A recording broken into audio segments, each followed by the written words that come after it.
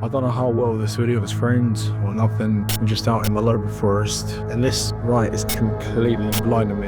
If you're watching this video right now and you're feeling an emotion, then you're not living properly. Or at least not to your fullest extent. The word emotion literally means a disturbance. It stems from the Latin words. Emotions are only emotions that disturb you. Joy and happiness doesn't disturb you. Peace doesn't disturb you. Only negative emotions like anger, anxiety, anything like that is an emotion. Emotions can be dumbed down. You can basically turn them off just like that. But why do we want to turn off emotions? Because all emotions are negative. And the ones that you think are emotions that aren't negative are the good emotions. No one wants to get rid of those. And also, those emotions that you think are emotions that quite frankly aren't, you can't turn them off. They're too good to be able to turn off. They're real. Today I'm talking about mental pain, but on a different day I can get into physical pain, but mental pain is an illusion. I want you to think about that for a second.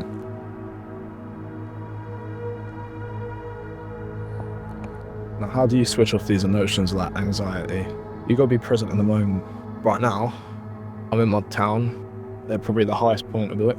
Standing on a hill, 8 o'clock at night. It's quite dark, it's the winter, but I feel more connected with the world. I haven't worn headphones up here. I haven't done scrolling on my phone. Let's wait for this train to go by. I've disconnected from my phone. I've disconnected from the world of social media. I'm using my phone right now to record this. Difference is, I'm using my phone as a tool. People be using their phones, doom scrolling, not doing anything with their life. Or doing something with their life, but not doing what they want with their life. The phone serves as a distraction, especially if you use it for social media.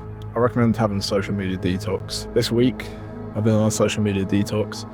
I deactivated my Instagram account, deleted Snapchat, Instagram, TikTok. A lot of my anxiety was stemming from those apps. As a man, I know I'm better than that. I'd already been hitting gym consistently, going on runs somewhat consistently, and the key word I'll use right now is somewhat consistent. Consistency, and what I've noticed, real consistency, is when you stay at something and you don't break schedule. If you're going gym 3 times a week, then 1 week you go 1 time, and then the next week after that you do 2 times. You're not being consistent enough. You need to lock in. If you're doing that, I'll say fair play to you. You're hitting the gym weekly. That is still somewhat consistent. But if you're doing 3 times 1 week, 2 times the next week, 1 time the week after that, and then 3 times the next, there's a variable level of consistency. There's no reason not to be going 3 times a week. If you can do 3 times a week, you need to keep striving to push yourself. Because if you don't do that, if you start slacking off, you're losing that end goal. The whole reason you might not feel like you've got a goal right now in life, that you're like bored, you're just scrolling on your phone all the time, is probably because your phone's a distraction. How can you be bored scrolling on your phone? You literally got anything, entertainment, pornography, education on there. You can even read a book on your phone, for God's sake. And you're still out here not reading books, scrolling on your phone, just doom scrolling all the time. You're just bored on your phone. Thing is, I can't be bored on my phone now because I don't use my phone that much. Right now, I can be anywhere. I can be just walking in the street. I can be at home, basically doing nothing, looking at a blank wall. I don't even feel bored because I appreciate life now. If you cut out the amount of time you spend on your phone, if you cut out the amount of time you're worrying about small little things, you might even be worrying about followers on social media. And it's a stupid thing. And I feel like a lot of people look at that and they'll think to themselves, who cares about followers? Like, it's 2026, you're probably like in your later teen years, maybe like 20 years old or something. There's probably a 50-50 chance that you've been the guy just sitting on Instagram one day, looking at who you're following, and then just deleting people just to make the number lower. Do you know how sad that is? I'm not gonna lie, I was that guy last week. But just spending some time in the real world away from social media, it makes you think about how stupid all of that is. I've got some mates at college that I'm not incredibly close with, but I feel like the phone is also being a barrier between us. Like, sure, I've got their Instagrams, I've got their Snapchats, I've got all of that, but I'll be talking to them. They'll be talking to me, and they'll just whip out their phone and they'll just be scrolling TikTok as they're talking to me. I don't know what it is, they just need the dopamine hit in order to talk to anyone. I don't blame them. I don't blame anyone apart from the companies like TikTok, Facebook, and well, now Meta. They're the ones that are making the world go like this. But there's so many people in the world around you that are disconnected. But there's also so many people that are connected. If you go out in the real world, start walking on the streets, and you see someone that manages not to pick up their phone every 5 minutes, if I was to see someone in this greenery right now that was also doing this like me, or reading a book with a little light on it, or just look at trees, man. I know there is some hope for humanity. I'm sure there is. I'm sure there is someone somewhere in there. Absolutely massive, this place. There's like a house like on that way. It's all lit up. Wonder if they're seeing me with a bloody tripod on the hills making a video thinking, what the fuck is this guy doing? That's another thing I want to talk about. Caring what other people think of you is like the number one worst thing to do. Or if it's not the number one worst thing to do, it's up there. The truth is, everyone's so selfish and cares about themselves so much that they can go fuck about what they think of you. Everyone's so in their own heads, trying to improve themselves or just thinking about themselves in general, or even if they're not trying to improve themselves, that they don't care enough about you, whatever you do to impact them. It just doesn't happen. Sure, you might have let her know that you liked her and she rejected you.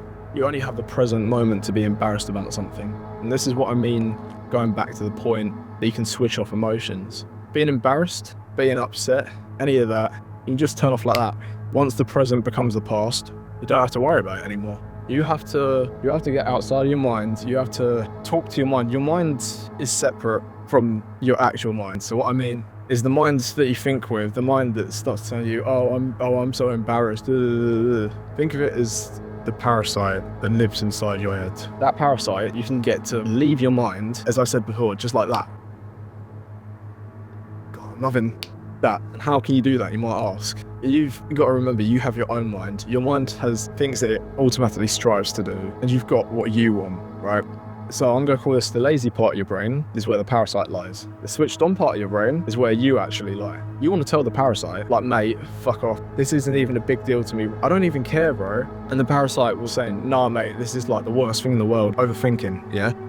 All you have to do is realize there's two parts of my mind. One where I'm thinking this, one where inside I'm feeling this. There's one part of my mind where I wanna just be rid of this. There's another part of my mind where I'm just overwhelmed, anxious for what's to come. All you have to do is identify you've got your wants and you've got what your mind wants. Just tell your mind, fuck off. That's all you got to do. Once you work out that your mind is only trying to do bad things to you, you can then be at peace. As long as you can just switch off an emotion, you can create a pause in time. And when I say a pause in time, I mean like a state of relaxation. This is seeking enlightenment, and even if you're not religious, even if you're not don't really tap into spirituality like that, you'll notice being able to feel at one with the world, look around you, being able to listen to the flapping of the trees, listen to a train going past, listening to anything around you in the world, being able to tune into that, tune everything else out, you'll feel happier, you'll feel joy, you'll feel happiness. And those that you've been telling yourself are emotions, you'll notice you can't switch off because you're not thinking about anything. It's like a drug. You'll get addicted to it. The feeling of just being peaceful, being at peace with the world. You never know what's going to happen to you. You've only got now. The past is in the past. There's no point dwelling on it. Even if what you've done in the past is so terrible, you've only got now to make a difference. If you're feeling shit, feeling like you got nothing to do, feeling bored, you're just sitting on your phone, put the phone down, maybe delete social media. It depends on the type of person you are. This is what's working for me anyway, at least. But put down the phone, have a break from it, go out, see the real world. Stop multitasking, watching TikToks and like watching TV at the same time. Focus on one activity at a time. And just whatever you do, appreciate the world around you. That's all I can say. Anyway, up in Jackson, this is my new YouTube channel. I don't know what I'm going to call it yet, but I hope you've liked the first video. And I'm going to go on a walk home now. So, yeah, see ya.